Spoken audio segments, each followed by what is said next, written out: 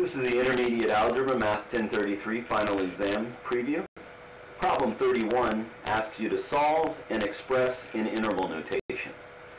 This is a compound inequality, kind of like the one that you may have seen in problem 29 earlier.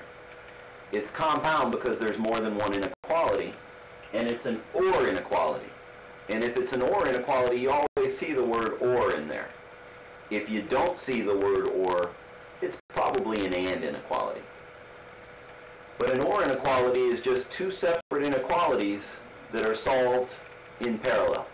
So let's solve this one over here on the left for x, and this one over here on the right for x, and then we'll talk at the end about what the OR means.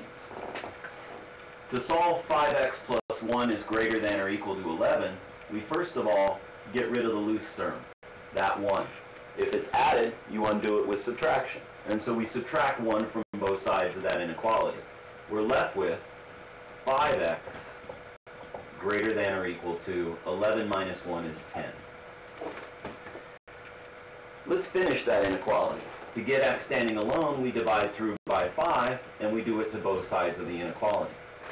While inequalities are dangerous when you have a negative, because when you divide through by a negative, you have to flip the inequality.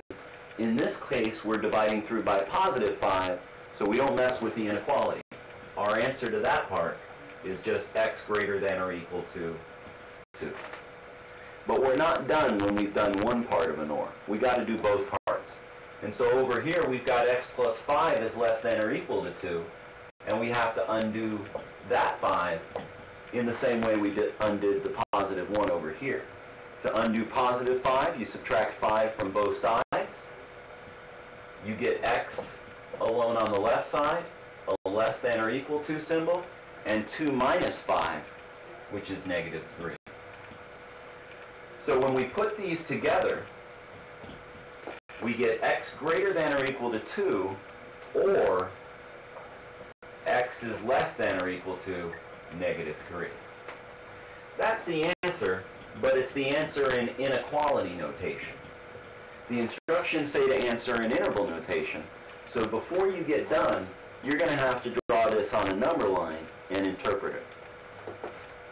When you draw it on a number line, first of all, draw x greater than or equal to 2. Over here is 2, and the x's that are greater than or equal to 2 are the x's to the right of it, and the square bracket implies that x equals 2 is a solution as well. The square bracket goes with the equal sign. X is less than or equal to negative 3 goes over on the number line to where negative 3 is, and the values of x equal to negative 3, well, that's the one with the square bracket, or less than negative 3, on the number line, values to the left are more less, and values to the right are greater. So less than negative 3 is to the left of negative 3. We're almost done. But what we got to realize is what OR means.